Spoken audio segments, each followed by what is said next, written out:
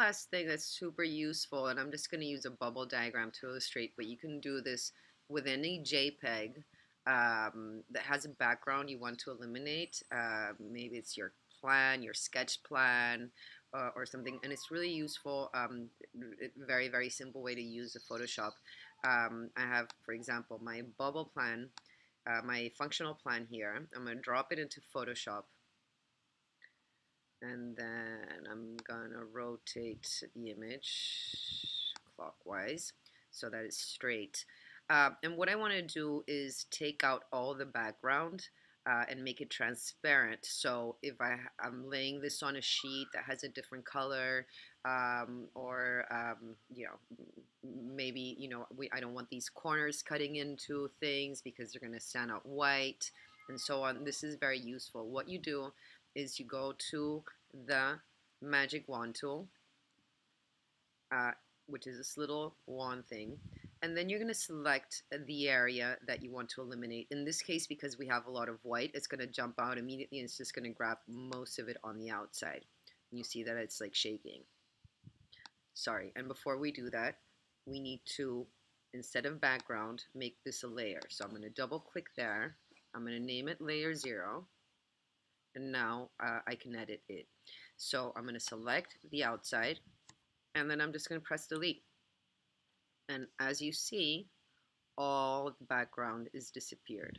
For example, I have these little spaces here. I can go in, press that little space, delete, press that little white area, delete, press the other little white area, delete. And so now what I have is this image that doesn't have a background. You can just put it over anything and it'll pick up the background. I need to save this as a not a PSD document, but a PNG document, which is going to be what I'm going to be using to not have a background. So I'm saving it there. And what that's going to allow me to do is I'm going to go back into my Illustrator document. I'm going to remove this from the functional diagram, and I'm going to bring in the new PNG. Here we go. I'm going to drop it in, just as I did with the JPEG. And you can't tell right here because the background's white, but it's actually floating in there. And that allows you to do certain things that might be, might be interesting. Let me zoom into that. So for example, let's say that I want these bubbles sort of to be floating and have some sort of shadow. So I'm going to go into Effect, Stylize, Drop Shadow. And what's that's going to do is that is going to make my bubble diagram pop out. And that works really well. And I could even like lose this box once I have those shadows there. So this is an example of what you can do with just a little wand tool in Photoshop. That works really well if you're picking up images from the internet, like symbols or things like that, and you don't want the background.